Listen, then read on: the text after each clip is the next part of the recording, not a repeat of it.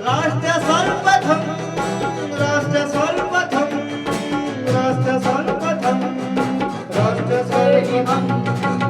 राष्ट्र सर्वप्रथम की बात ललित सुमन के साथ कार्यक्रम में आज हम आपको मिलवाएंगे वार्ड नंबर 99 जो मोती नगर विधानसभा क्षेत्र का एक निगम क्षेत्र है।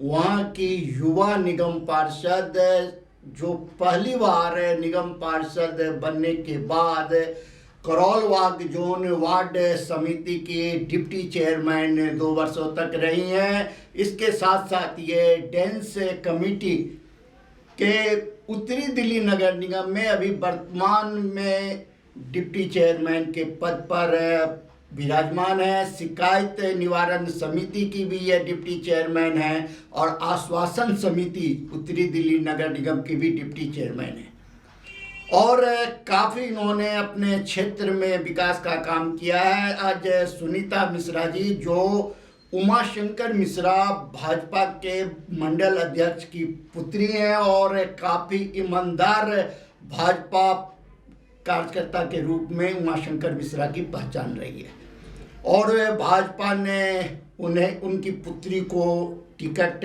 2017 में प्रदान किया और ये विजयी हुई हैं और विजयी होने के बाद ये लगातार अपने क्षेत्र की सेवा कर रही हैं। राष्ट्र सर्वप्रथम की बात ललित सुमन के साथ कार्यक्रम में सुनीता जी आपका स्वागत है। आप जरा बताइए कि आप 2017 में जब निगम पार्षद चुनी गई, आपका उम्र बहुत ही कम था, तो आपने कैसा महसूस किया? पहले तो मैं आपका धन्यवाद करना चाहूँगी और कि आपने मुझे आज अपने चैनल के पर बुलाया और मेरी बात जनता तक पहुंचाने के लिए मुझे एक मौका भी दिया। और मैं सबसे पहले मैं ये बताना चाहूँगी कि जब 2017 के अंदर मैंने चुनाव जीता तो उस समय सबसे पहली बात तो मुझे कभी विश्वास ही नहीं था कि कभी मैं इस लाइन में आऊँगी, लेकिन मेरी पार्टी ने और मेरे पिताजी के कार्यों के माध्यम से मुझे पार्टी से जुड़ने का मौका मिला और अपने क्षेत्र के लोगों के लिए काम करने का मौका मिला। उसको मैंने, जो मुझे लगता है मैंने पूरी निष्ठा से उसको निभाया और मेरी पहली प्राथमिकता यही रही कि मेरे पास जो भी व्यक्ति आए सबसे पहले उसकी समस्या सुनना, उसका निवारण करना। और मैंने कई बार ऐसा होता है कि जब हम सामाजिक कार्य करते हैं तो हमें उस कार्य को करने में उन्नति कभी मिलती भी है, कभी हम असफल भी रहते हैं, लेकिन मेरी पूरी कोशिश ये रहती है कि जो मेरे पास आया है मैं उसकी समस्या का निदान करूं। ये मेरी आगे भी कोशिश रहेगी। ये मैं आपके चैनल के माध्यम से अपने क्षेत्र के लोगों को विश्वास दिलाना चाहती हूँ। सुनीता जी ने बहुत बड़ी बात कही है कि ये अपने काम को अंजाम देने का पूरा प्रयास करती हैं और कई मौके ऐसे आते हैं जो उस काम को ये नहीं करवा पाती, लेकिन भरोसा होता है उस काम को फिर से आगे करवाने की दिशा में कदम बढ़ाने का। यह एक राष्ट्र को सर्वप्रथम बनाने की दिशा में बड़ा ही सकारात्मक प्रयास है। सुनीता जी, आप करौलबाग जोन की 2 वर्ष जो है डिप्टी चेयरमैन रही और करौलबाग उत्तरी दिल्ली नगर निगम का सबसे महत्वपूर्ण जोन माना जाता है और उसमें मोती नगर विधानसभा क्षेत्र जो मदन लाल खुराना का गृह क्षेत्र रहा है और वीआईपी विधानसभा के रूप में इसकी पहचान है। आप वहाँ के एक वार्ड की निगम पार्षद हैं, तो आप ये बताइए कि करौलबाग जोन वार्ड समिति के चेयरमैन रहते हुए आपने किस प्रकार से क्षेत्र की सेवा करने का काम किया? देखिए, पहले तो मैं अपने आप को सौभाग्यशाली समझती हूँ कि मोती नगर विधानसभा मुझे लगता है दिल्ली में एक ऐसी विधानसभा है जिसको हर कोई जानता है श्री मदन लाल खुराना जी के नाम से। और मोती नगर विधानसभा को मोती नगर विधानसभा बनाने वाले श्री मदन लाल खुराना जी थे और उन्हीं के पद कदमों पे मुझे लगता है सभी चले हैं और मुझे भी चलने का मौका मिला अपनी पार्टी के माध्यम से। और मेरा भी यही मानना था कि हम भी अपने हफ्ते में एक राउंड हम जरूर रखते थे, जिस तरीके से वो राउंड रखते थे। और आज भी साप्ताहिक राउंड हमारा होता है, लेकिन मेरी पूरी कोशिश ये होती है कि मैं प्रतिदिन सुबह अपने घर से अपने वार्ड के अंदर खुद अपना राउंड लेती हूँ, जिसके अंदर मेरे अधिकारी होते हैं। जहाँ मुझे कमी लगती है उसी समय उसको मैं बताती भी हूँ। और मैंने भी अपने क्षेत्र के लिए, जैसे आप बता रहे विकास कार्य के लिए, आपको मालूम है कि दिल्ली सरकार जानबूझ के हमारे नगर निगम को फंड नहीं दे रही है। वो हमें आर्थिक रूप से परेशान कर रही है। लेकिन उसके बावजूद भी कुछ कार्य ऐसे हैं जो मैं आपको बताना चाहूँगी। जैसे क्षेत्र में जितनी भी हमारे यहाँ LED लाइटें लगी हैं वो नगर निगम के माध्यम से हमने अपने क्षेत्र में लगवाई हैं। और यहाँ तक कि हमारे पार्कों में पहले कभी भी स्वास्थ्य के लेकर कोई कार्य नहीं हुआ था। हमने पार्कों में ओपन जिम लगवाई हैं। कई ऐसे पार्क थे जहाँ दशकों से लाइटें ही नहीं थी, हमने वहाँ पर लाइटें लगवाई, बेंच रखवाए। और इसमें मेरा सहयोग हमारी सांसद श्रीमती मीनाक्षी लेखी जी ने भी किया। मैं उनका भी धन्यवाद करना चाहती हूँ कि उन्होंने मेरी समस्या को सुना और उसको निजात दिलवाने के लिए मेरा पूरा सहयोग किया। कई क्षेत्र मेरे ऐसे थे कि जहाँ पर पानी की सुविधा नहीं थी पार्कों के अंदर, पार्क दशकों से बिल्कुल बुरी हालत में थे, तो वहाँ पर उन्होंने मुझे बोरिंग करवाने के लिए जो भी फंड था, ट्यूबवेल लगवाने के लिए फंड दिया, तो उन्होंने सहयोग किया। और मेरे आगे भी यही कोशिश है कि जितना भी मेरा प्रयास है मैं अपने क्षेत्र के लिए करूँगी। जो भी समस्या आएगी उसको मैं निपटान करने के लिए जरूर पूरी कोशिश करूँगी। राष्ट्र सर्वप्रथम की बात ललित सुमन के साथ कार्यक्रम में अभी आप देख रहे हैं कि सुनीता मिश्रा जो पहली बार निगम पार्षद 2017 में चुनी गई, इनका जो है सो राजनीति से दूर दूर तक नाता नहीं था। सिर्फ इनके पिता पार्टी के एक वफादार सिपाही के रूप में काम किए, जिसके कारण पार्टी ने इन्हें पुरस्कार स्वरूप यह टिकट प्रदान किया। लेकिन जिस सोच के साथ, जिस नेक नियति के साथ ये अपने क्षेत्र के विकास के लिए लगातार काम कर रही हैं, ये खुद बता रही हैं जो कि किस प्रकार से दशकों तक पार्क सूखा था, वीरान था, जहां न तो पानी की व्यवस्था थी, न क्षेत्र में लाइट की समुचित व्यवस्था थी। फिर भी इन्होंने निगम पार्षद बनने के बाद फंड के अभाव में अपने सांसद से मिलकर न सिर्फ रोशनी की व्यवस्था कराई, बल्कि पार्कों में पानी की व्यवस्था करवाकर उसे सुदृढ़ करने का काम किया। अभी समय है एक ब्रेक का, हम अभी चलते हैं ब्रेक पर। ब्रेक से लौट के आते हैं, फिर सुनीता मिश्रा जी से बात करेंगे, जो कि जिन्होंने जिक्र किया है फंड का, तो फंड पे भी चर्चा करेंगे। निगम के कर्मचारी हड़ताल पे हैं, इस पर भी बात करेंगे। अभी आ रहे हैं, ब्रेक के बाद इंतजार करें।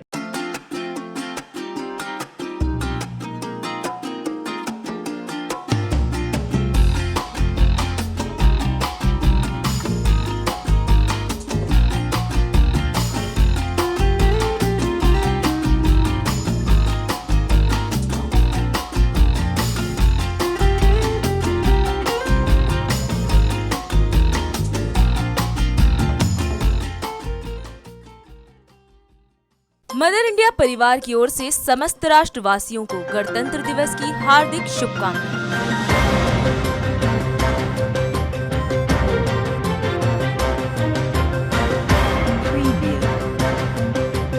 दैनिक इंडिया दर्पण परिवार की ओर से समस्त राष्ट्रवासियों को गणतंत्र दिवस की हार्दिक शुभकामनाएं।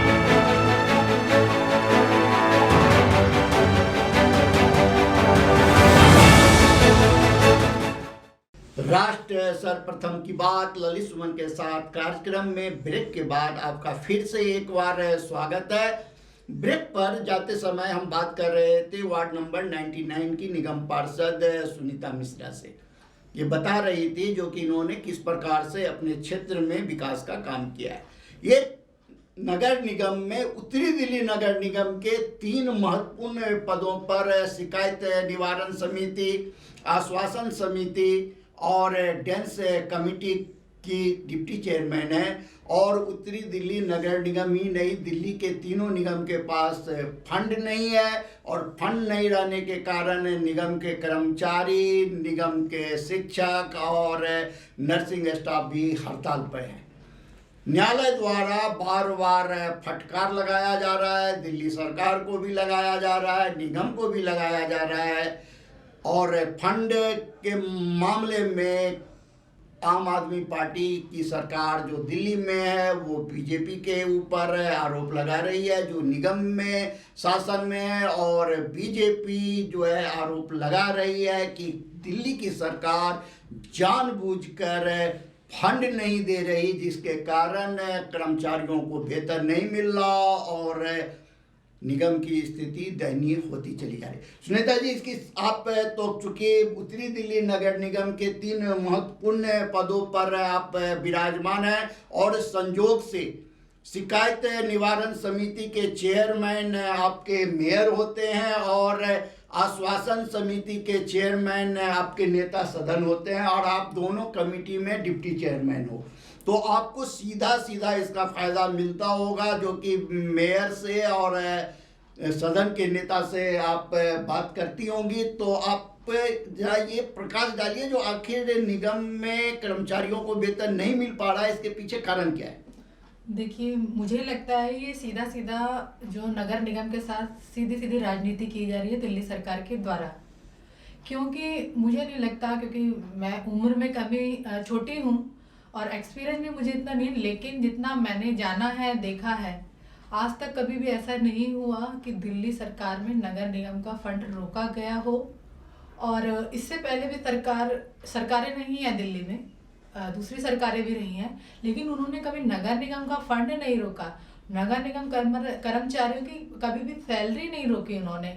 मैं आपके चैनल के माध्यम से केजरीवाल साहब से सिर्फ यही कहना चाहती हूँ, छोटे सा मेरा निवेदन है कि जो इस समय हम अपने घरों के अंदर होते हैं, उस समय हमारा नगर निगम का जो निम्न कर्मचारी है वो क्षेत्र में आके आपके घर के आगे भी सफाई करता है, हमारे घर के भी आगे सफाई करता है।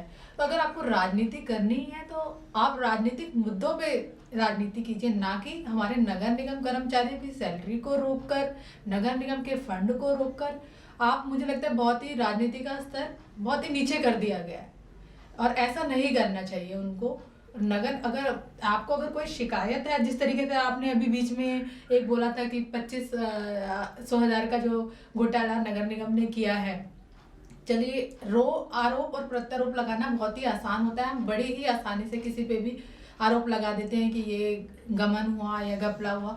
मैं उनसे ये कहना चाहती हूँ, अगर ऐसा है तो आप उसके तथ्य दीजिए ना, क्षेत्र की जनता को, दिल्ली को दीजिए, आप उनको बताइए। लेकिन उनके पास कोई भी प्रूफ नहीं है। अगर है तो आप दिखाइए। वो एक तरीके से राजनीति कर रहे हैं और कुछ भी नहीं है। मैं आपके चैनल के माध्यम से हाथ जोड़ के दिल्ली सरकार से निवेदन करना चाहूँगी कि आप राजनीति मुद्दों पे कीजिए। हमारे नगर निगम के फंड को रोक के, दिल्ली के एक तरीके से देखा जाए तो विकास रुक रहा है। आज लोगों की रोजमर्रा की जो समस्याएं हैं वो नहीं हो पा रही हैं, जैसे सफाई नहीं हो पा रही है, लोगों की सड़कें, छोटी सड़कें जो बनाते हैं उसका निर्माण नहीं हो पा रहा है, समुदाय भवन नहीं हो पा रहे हैं, डिस्पेंसरियां बंद है, दवाइयां नहीं हैं, नर्स हड़ताल पे हैं, टीचर हड़ताल पे हैं। हम दिल्ली को किस ओर लेके जा रहे हैं? राष्ट्र सर्वप्रथम की बात ललित सुमन के साथ कार्यक्रम में सुनीता मिश्रा ने बड़े ही विश्वास के साथ दिल्ली सरकार से निवेदन किया है कि आप जनता की समस्या को समझिए। अगर इस प्रकार से दिल्ली की समस्या से दिल्ली घिर जाएगा तो फिर आखिर दिल्ली का विकास कैसे होगा। इसीलिए सरकार को राजनीति तो जरूर करनी चाहिए, अपनी जगह पर राजनीति करें, मुद्दे पर राजनीति करें, ना कि विकास को बाधित कर करके राजनीति किया जाए। बहुत बड़ा सवाल सुनीता मिश्रा ने दिल्ली सरकार के सामने में रखा है और दिल्ली सरकार इस पर अपनी प्रतिक्रिया देगी और जब वो प्रतिक्रिया राष्ट्र सर्वप्रथम के सामने आएगा तो हम आपको उससे भी अवगत कराएंगे। अब हम बात करेंगे सुनीता मिश्रा से, जो कि ये जिस वार्ड 99 में हैं और उसका प्रतिनिधित्व करती हैं, इतना अच्छा काम कर रहे हैं, फिर इनके क्षेत्र में 58 नंबर में लगातार जो है सो सड़कों पर सीवर का पानी कई महीनों से बहता नजर आता है, गंदगी, जबकि प्रधानमंत्री नरेंद्र मोदी ने स्वच्छता अभियान चलाया और संपूर्ण देश ने उसे माना। तो फिर आखिर क्या कारण है जो कि इनके निगम क्षेत्र में वार्ड नंबर 99 में 58 नंबर, जहां शिव बस्ती के और राखी मार्केट के लोग भी आते जाते हैं, वो प्रभावित हो रहे हैं, दुखी हो रहे हैं, इसका क्या कारण है? आप जरा सा इस पर प्रकाश डालिए। देखिए, मैं आपको बताना चाहूँगी कि जिस 58 नंबर रामा रोड की आप बात कर रहे हैं वो रोड PWD का है और पीडब्ल्यूडी का जो भी कार्य होता है वो दिल्ली सरकार के अंतर्गत आता है।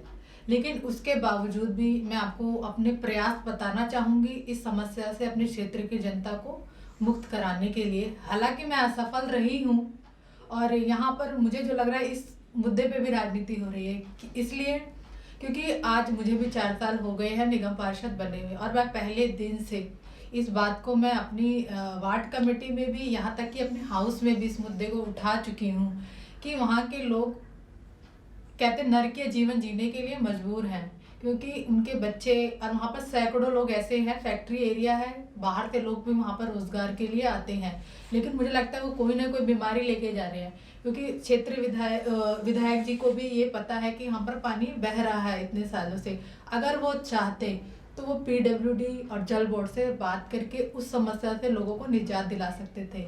और यहाँ तक मैं आपको बताना चाहूँगी जो मेरा प्रयास रहा, मैंने पीडब्ल्यूडी के अधिकारियों के साथ, जल बोर्ड के अधिकारियों के साथ, यहाँ तक कि मैं अपनी सांसद मीनाक्षी लेखी जी का भी धन्यवाद करना चाहूँगी कि उन्होंने मेरी ये बात को सुना और अपने चैम्बर में लोग अपनी जो उनका है अपना लोकसभा का जो उनका चैम्बर है वहाँ पर उन्होंने पीडब्ल्यूडी डीसीयू के सभी अधिकारियों को बुलाया था और उन्होंने इस समस्या से उनको अवगत कराया और उन्होंने ये वादा किया था वहाँ पर कि उसको वो कुछ महीनों के अंदर समस्या को जानकर उसको निजात दिलवाएंगे।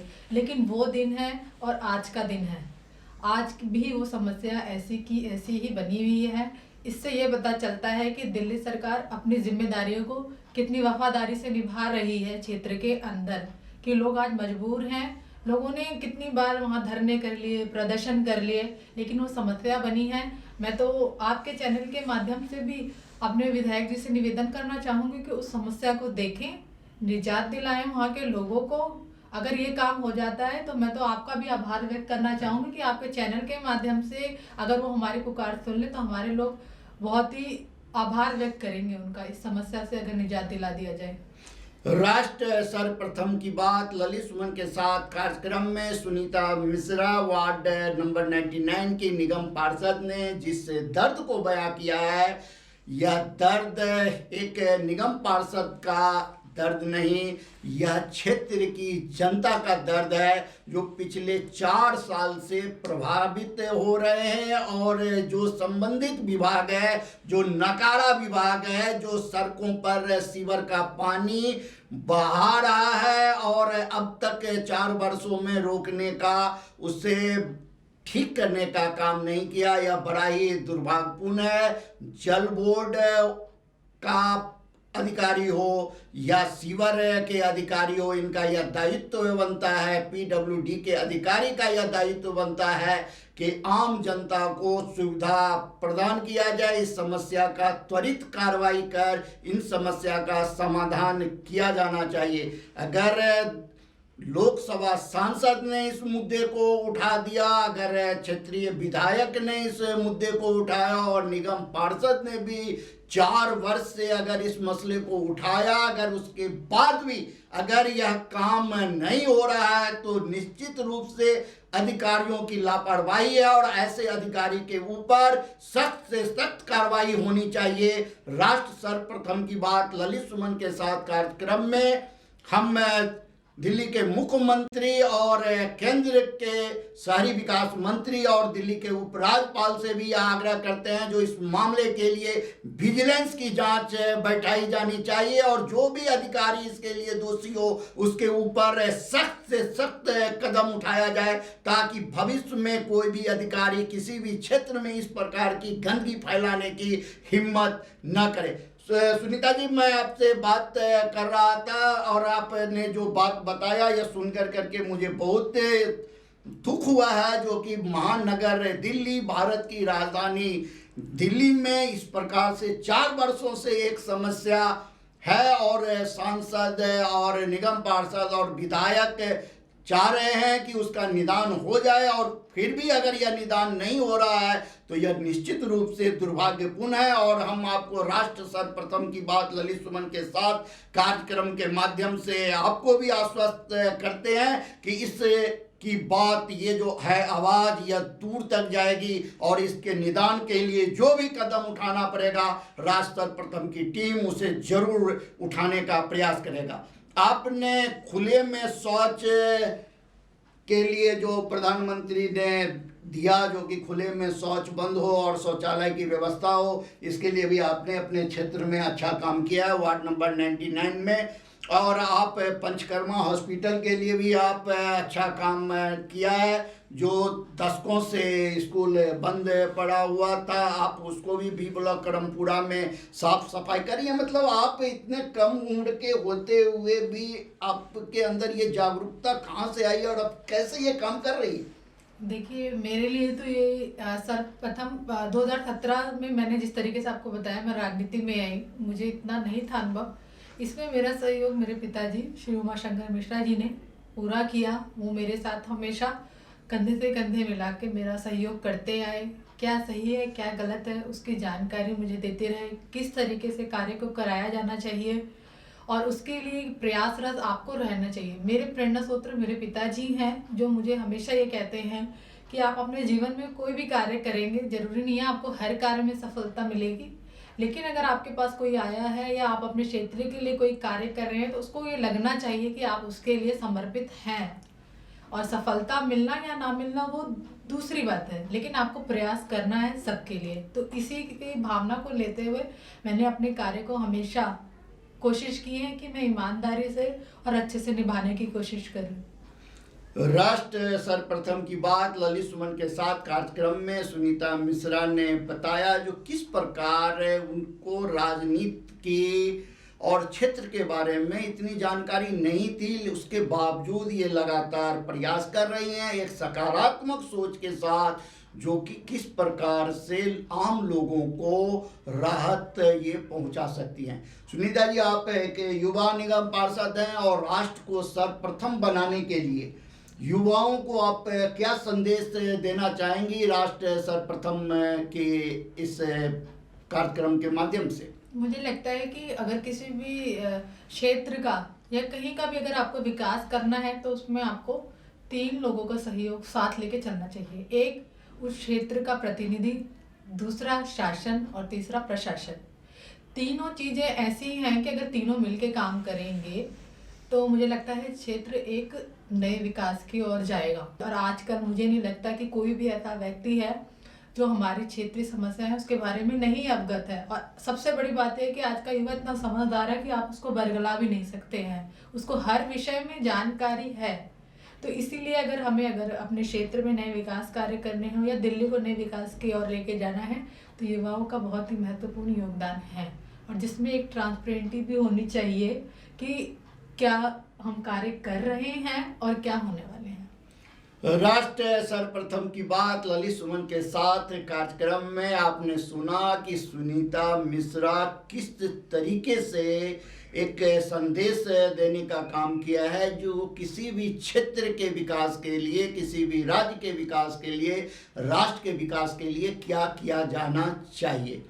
राष्ट्र सर्वप्रथम की बात ललित सुमन के साथ कार्यक्रम में हम अब जो सबसे तीखा सवाल है उसकी ओर हम बढ़ रहे हैं, और यह एक ऐसा सवाल है जो निगम पर एक बदनुमा दाग की तरह है, जो हम अपने कार्यक्रम में सभी निगम पार्षद से पूछते हैं और उनसे यह सवाल करते हैं क्या इसका समाधान नहीं किया जा सकता।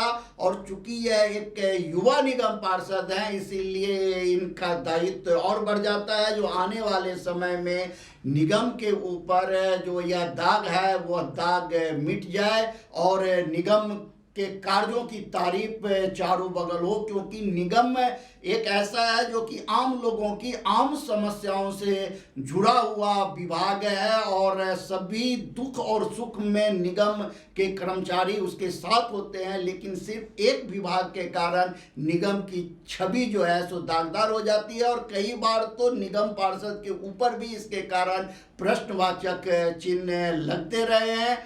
तो हम बात करेंगे सुनीता जी से, आप समझ गई होंगी जो कि मैं इशारा किस ओर कर रहा हूं। अगर आप नहीं समझी हैं तो मैं आपको बता दूं, जो कि आपके ही निगम में एक विभाग है भवन निर्माण विभाग, जहां कहा जाता है जो कि बगैर पैसे लिए कोई आदमी लिंटर डाल ही नहीं सकता।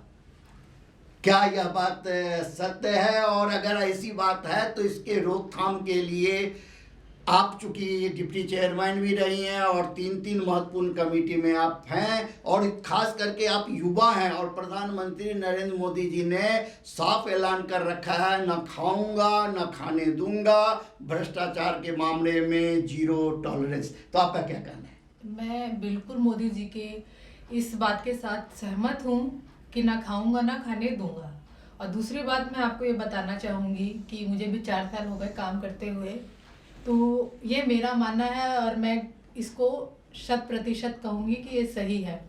अगर मेरी जानकारी में अगर कोई विषय आता है तो मैंने आज तक कभी भी किसी को देने नहीं दिया है, ये रहा है। और दूसरी बात, अगर कोई भी ये कहता है कि अगर उसके साथ नाइंसाफ़ी हुई है जो मेरी जानकारी में नहीं आया है, अगर वो आज भी अगर आते हैं मेरे पास किसी हेल्प के लिए, तो मैं उनको विश्वास दिलाना चाहूँगी कि मैं उनकी पूरी हेल्प करूँगी, क्योंकि मेरा ये मानना रहा है कि मेरे पास जो भी आया है मैंने आज तक हमेशा उसका सहयोग किया है। और मैं इसीलिए बोल रही हूँ क्योंकि मैंने किया है, क्योंकि अभी तक कोई भी ऐसा नहीं कह सकता कि हमारे पास कोई भी व्यक्ति आया हो जिसका हमने सहयोग ना किया हो। लेकिन अगर आपको किसी अधिकारी से या किसी कर्मचारी से कोई भी परेशानी है, अगर आप उसको, मुझे कोई प्रमाण हो किसी के भी खिलाफ, अगर वो मुझे दिखाएगा तो ज़रूर उस अधिकारी के खिलाफ, कर्मचारी के खिलाफ एक्शन होगा। ये मैं आपके चैनल के माध्यम से बताना चाहूँगी।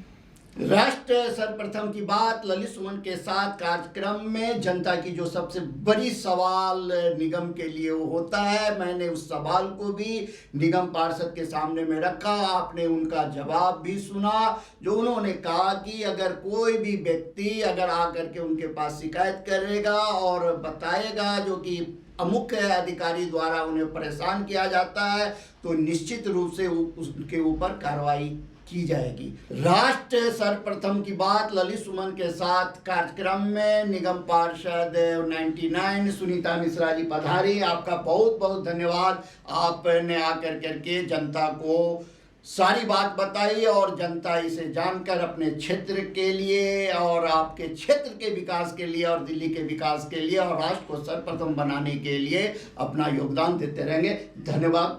धन्यवाद ललित सुमन जी, मैं आपका भी धन्यवाद करना चाहूँगी कि आपने मुझे बुलाया और अपनी बात रखने का मौका दिया, और मैं आपके चैनल का भी बहुत बहुत धन्यवाद करना चाहूँगी।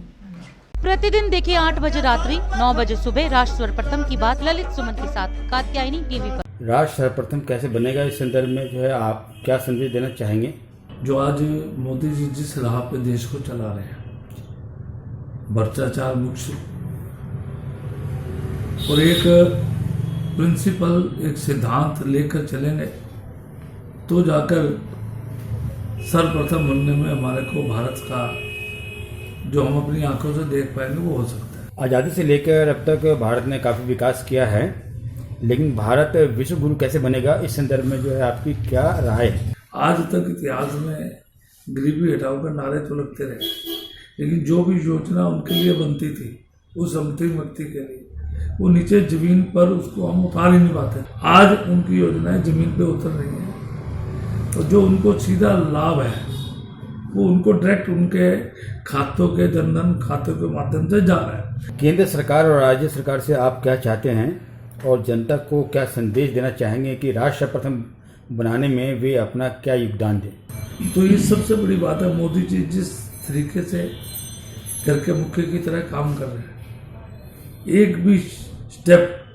गलत दिशा की ओर नहीं जा रहा, और उसी तरह से उनके बनाए हुए राज्य उनके दिखाए हुए रास्ते पर चल रहे हैं। जिस तरह से मोदी जी सरकार को चला रहे हैं, जिस तरह से सिर्फ उनका एक ही लक्ष्य है, मेरा भारत ऊंचाइयों को छुए, मेरा विश्व गुरु भारत बने, जो हमारे बुजुर्ग कहते थे भारत सोने की चिड़िया होता था। आज हमें लग रहा है मोदी जी उस कदम की ओर अग्रसर है, वो दिन दूर नहीं है जब हम विश्व गुरु के स्थान पर दोबारा स्थापित होना चाहते हैं। राष्ट्र सर्वप्रथम बनने में भ्रष्टाचार कितना बाधक है, इस संदर्भ में बताएं।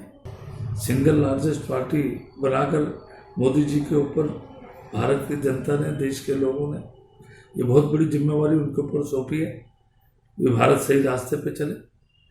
और आज मुझे कहते हुए ये बहुत गर्व होता है कि मोदी जी जिस तरह से अपना धरती पुत्र बनकर भारत को शीर्ष स्थान पर ले जाने के लिए कृत संकल्पबद्ध है, और मैं ये समझता हूँ वो दिन दूर नहीं है जब इन ऊंचाइयों को हम विश्व में बहुत ही जल्द छूने वाले हैं। सर्वप्रथम राष्ट्र सर्वप्रथम राष्ट्र सर्वप्रथम